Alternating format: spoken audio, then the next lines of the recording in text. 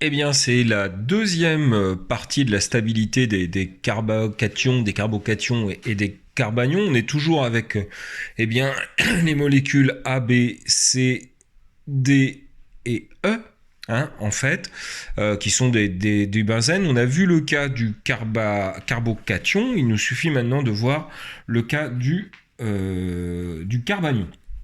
Alors, comme auparavant, on remarque donc on a une molécule ici, une autre molécule, une autre molécule, une autre molécule, une autre molécule. On voit bien du fait que on a des molécules de type benzène, on voit bien qu'on va avoir des formes mésomères à gérer.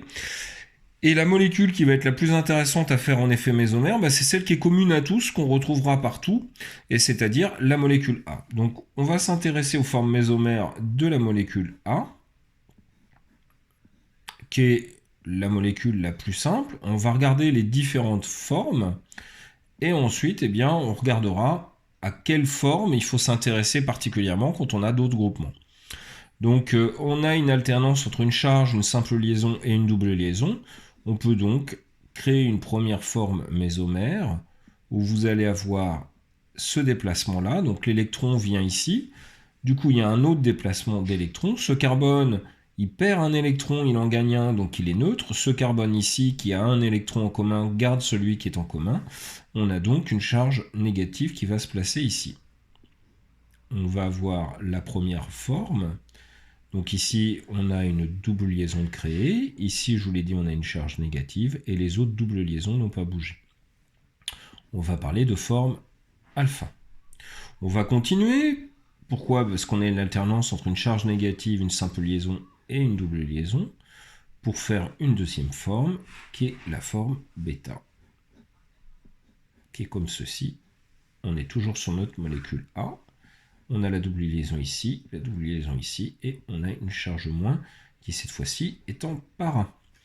Évidemment, cette charge moins en para va être intéressante parce que c'est celle qui va nous permettre de distinguer eh bien, les groupements A, B, C, D et jusqu'à B, jusqu'à D, alors que la forme ici sera intéressante pour la forme E. Bon, comme auparavant, on peut continuer encore, hein, faire tourner cette charge pour créer une autre forme mésomère qui va être donc une autre forme alpha. Vous avez ici les doubles liaisons qui n'ont pas bougé. Ici, la charge moins est située ici. Et c'est encore une fois une forme alpha. Et tout simplement, on reviendra ici au point de départ à partir de ce déplacement d'électrons. On revient ici. Alors, on a fait toutes les formes mésomères de la molécule là, la molécule A. Cette molécule A, c'est notre molécule des références. Et donc, on va s'y intéresser particulièrement.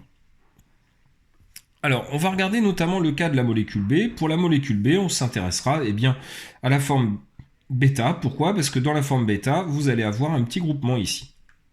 Dans le cadre de la molécule B, vous allez avoir cette situation-là.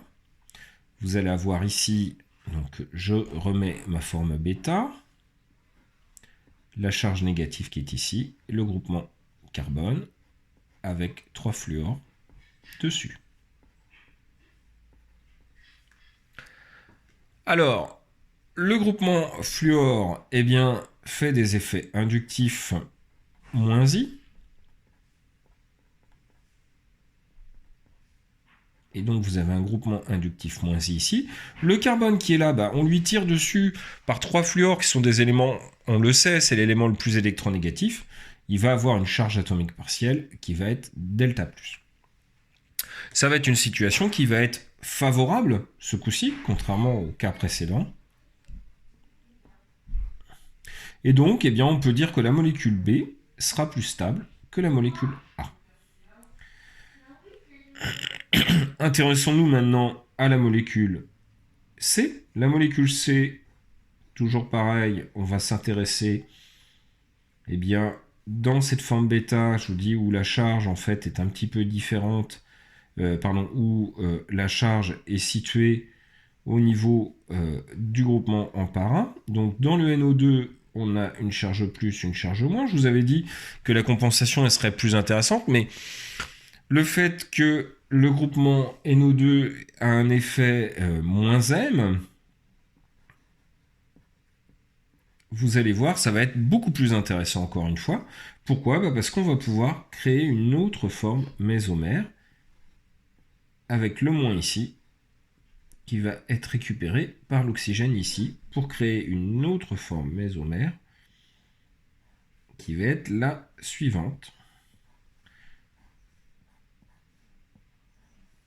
Vous avez ici l'azote, qui est plus, il a 4 liaisons, et les deux oxygènes sont négatifs. Si on fait le bilan, hein, on doit avoir le même nombre de charges. Ici, vous avez une charge moins, une charge plus, une charge moins. Le système global est négatif.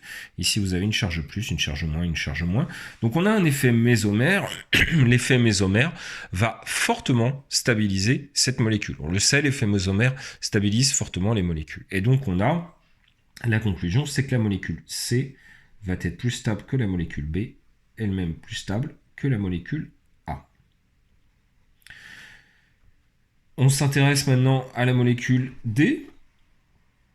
La molécule D a un groupement CH3. On s'intéresse toujours à la même forme, la forme bêta. Donc vous avez la charge négative qui est ici. Le carbone d'un alkyle, ça a un effet donneur inductif, plus I. On ne peut pas avoir d'effet mésomère, donc on a un effet plus I. Et ça, c'est une situation qui est défavorable. Donc en fait, on est dans le cas où vous avez C, qui est plus stable que B, qui est plus stable que A, et qui est plus stable que D. Sachez que A, vous avez un hydrogène, en D, vous avez un CH3. Le CH3, on l'a vu, est défavorable, donc c'est pas intéressant. Enfin, on va s'intéresser cette fois-ci pour la forme alpha, avec le composé E. Le composé E qui va nous intéresser dans sa forme, c'est cette situation-là, où vous avez une charge moins et une charge comme ça. Alors, le groupement OCH3, c'est un effet plus M. Alors, ça veut dire quoi plus M? Je vous rappelle, c'est juste que ça va avoir tendance à donner quelque chose. Dans le cas de quand on avait une charge positive, le fait que l'oxygène pouvait donner, c'était quelque chose d'intéressant, mais ici, ça ne l'est plus du tout. Donc, il n'y a pas d'effet mésomère.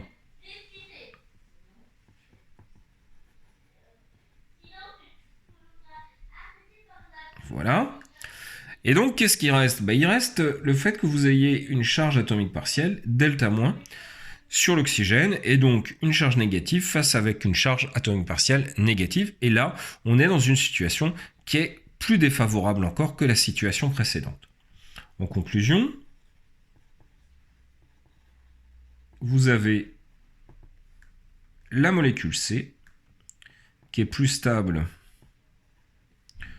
que la molécule B, elle-même plus stable que la molécule A, elle-même plus stable que la molécule D, elle-même plus stable que la molécule E. Donc voilà ce qu'on peut dire sur cet exercice. C'est un exercice typique, je vous encourage vraiment à le refaire par vous-même.